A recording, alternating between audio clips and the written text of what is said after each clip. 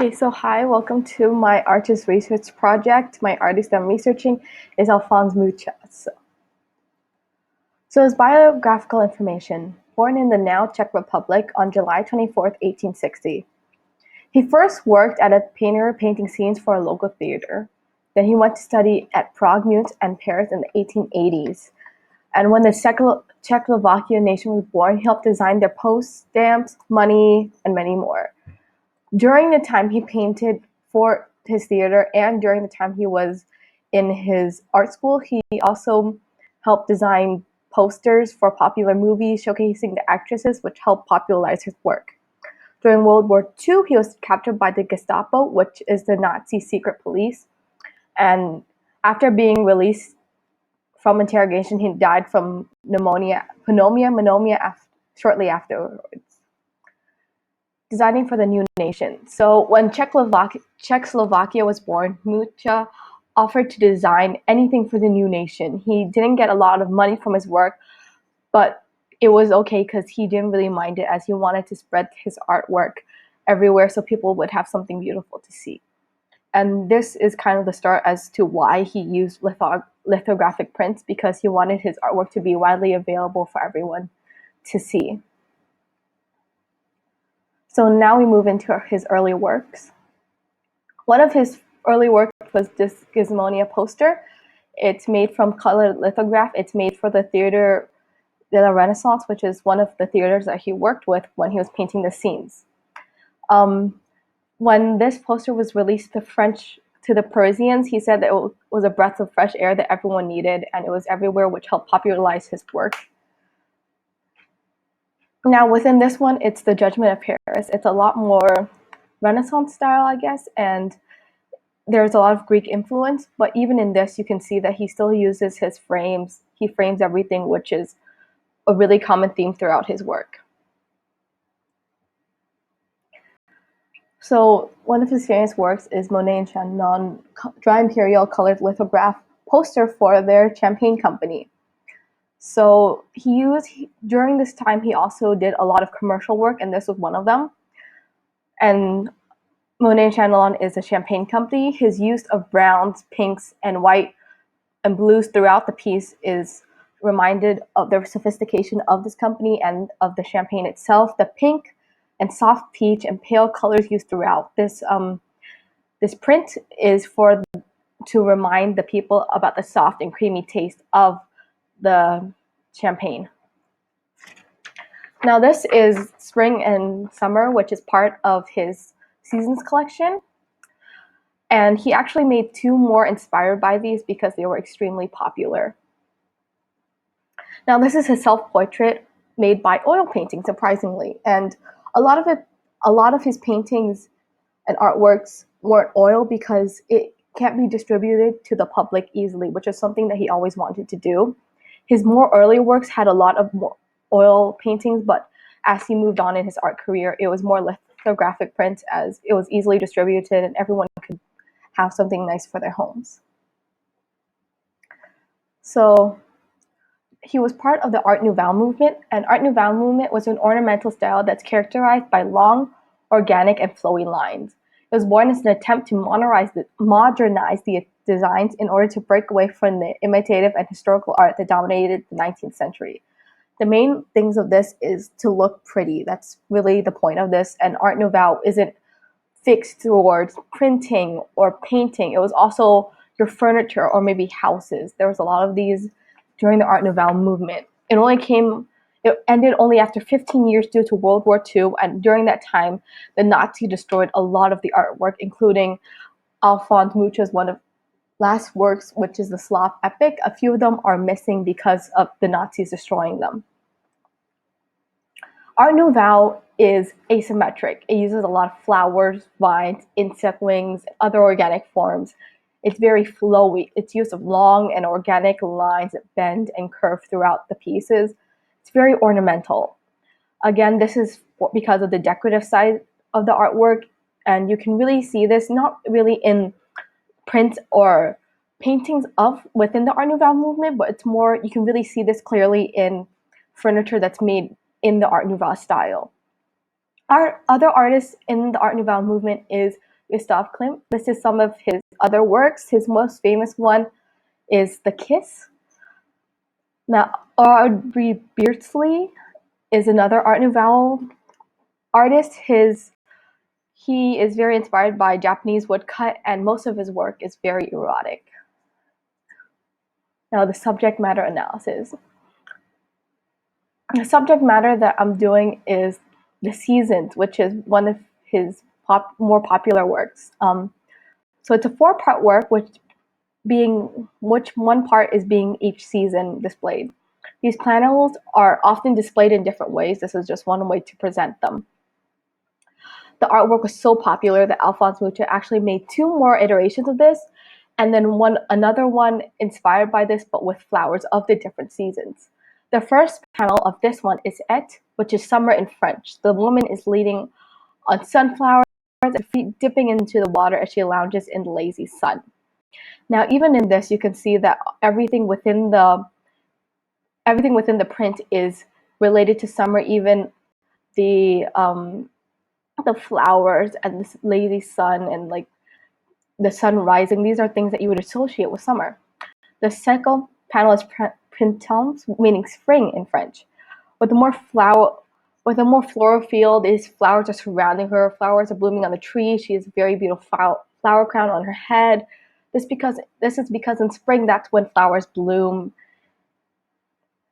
The third panel is automne, which is fall in French. She's surrounded by fall leaves, and as you can see in the background, the trees are actually quite bare. There are a few flowers, a bit of leaves, but it's starting to fall as it's fall. And in her arms, it's not very clear here, but you can see that she's holding some fall harvest within her hands, as this is the harvest season. The last panel is Hiiiiii, which is winter in French. The background is a lovely, amazing snowy scene. This woman is wearing a simple robe which covers her from the coldness, and around her is simply a tree that has lost all its leaves because of the winter. The scene isn't as busy as the others, and the background is really a barren tree with some birds to accompany her right here on her arms. And it's just the feeling of the snow that's weighing the whole entire painting down. So you can see over here, you can see it a lot clearer in summer. There's these lovely vines, and her feet are dipping into the cool summer water. In spring, again, you can see there's a lot of more flowers around her. It's floral because that's the seasons when flowers are there. Can't go. In winter, you can see a lot clearly how the snow is really weighing the whole entire piece down. It's really only snow and a couple of birds. The really main focus of this is really bare. It's cold. And in autumn, over here you can see a lot more. See some grapes and a little bowl in her hand showing the fall harvest. Now her style analysis. The style analysis, some elements of art that's used constantly within his artwork are lines. So lines, his works light and airy, but very crisp. It's very clear, and he rarely uses thick lines in his work. The only times you can really see thick lines is when he's making those borders and frames. Organic lines are used for the subject of the artwork, where geometric lines would usually in the background framing the artwork itself or drawing attention to its face. The colors that are used in this artwork are usually soft colors for the subject, but for the background, it's contrasting it, which means it's usually dark colors. The form is very distinguishable as his artwork features mainly women.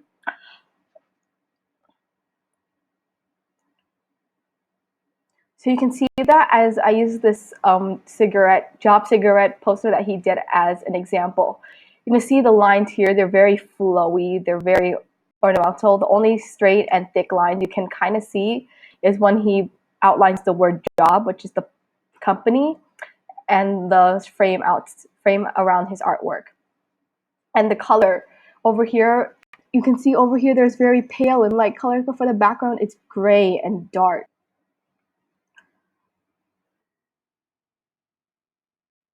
The principles of design is movement. Due to his style and use of line, there's always some sort of movement within his artwork. It can come from the flora, the hair, the composition itself, etc. The pattern within his artwork is usually within the framing, as he will repeat it over and over again to create this very intricate framing around his work. The proportion of his artwork is always correct, is usually correct at the human anatomy and the perspective as well. We can go back here, we can see how the movement, you can see there's a movement of the smoke behind here and the movement of this woman's hair.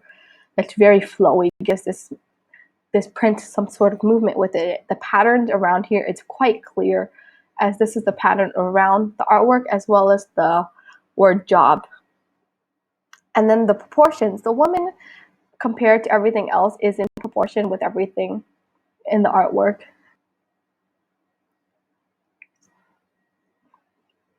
So a main medium that he uses is lithography. So what is lithography? Lithography was mainly used to print out music sheets, because then you don't have to rewrite every single note over and over again. It would be easily distributed to orchestras all around the country. But then artists took hold of this and made it their own way to distribute art to the masses. So the concept of lithography is really based on the idea that grease and water repel each other. They resist one another. And the process is the artist will draw with it's like a charcoal pencil, but it's really, really greasy. And they draw it on the lithographic stone, which is usually made out of limestone. Then it will be chemically treated over and over again in order for the places that aren't drawn in by the artist to be soaked up with water, and for the parts that the artist draw to be soaked up with grease, and so the stone can soak up the grease and repel the water when it eventually inked. Now, the inking process at first will take a few layers before the color even comes out onto the paper. As the first few 3 to 4 prints is mainly used to try to press the ink, the greasy ink, into those lines that the artist draws, so that later on it will be very easy to print out. And this will be repeated for very different layers, so the process is a lot like relief printing. So the comparative analysis. The comparative analysis that I'm doing is this primrose, which is a color lithograph, which is based on the seasons that I just showed you. And this is an unknown piece by Louis Theophile. I can't pronounce that. So similarities between these two works is both women are facing to the right with a circle that is surrounding its head in the background that is very intricate in its design. And the woman is surrounded by a specific flower. Over here it's primrose, and over here they're lilies.